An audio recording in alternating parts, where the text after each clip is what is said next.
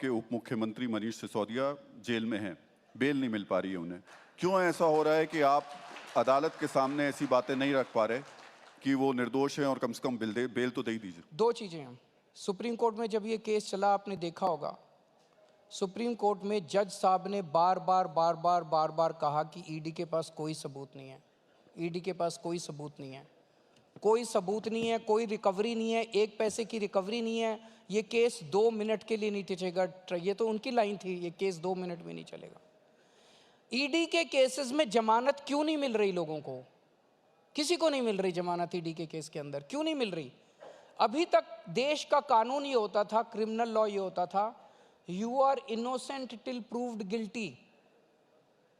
अगर आपके ऊपर कोई आरोप लगा, आपके ऊपर कोई एफआईआर हुई, आपको गिरफ्तार करते थे, आपसे पूछताछ करते थे और पूछताछ के बाद 10-15 दिन के बाद आपको बेल मिल जाती थी, आप घर आ जाते थे, फिर आपके ऊपर मुकदमा चलता था।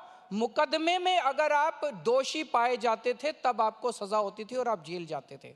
अब ये पूरा कानून इन्होंने ईडी में पलट दिया। अब इसमें हो गया you are guilty till proved innocent.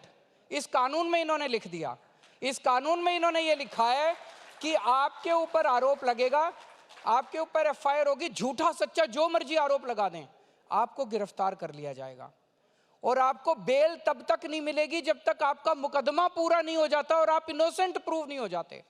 मुकदमे तो इस देश में 15-15 साल चलते रहते हैं, तो 15 साल तक आप मनीष सिसोदिया को जेल में रखोगे? तो ये बेल इसलिए नहीं मिल रही कि वो दोषी हैं, बेल इसलिए नहीं मिल रही कि उन्होंने ये पूरा कानून पलट दिया। इसीलिए ईडी की वजह से आज पार्टियां टूट रही हैं। आप पहले जो कानून था, भाई आपने एफआईआर करी, आप गिरफ्तार कर लो मुझे, मेरे से पूछताछ कर लो, 10 दिन में 15 दिन में मेरे को बेल मिल जाती थी।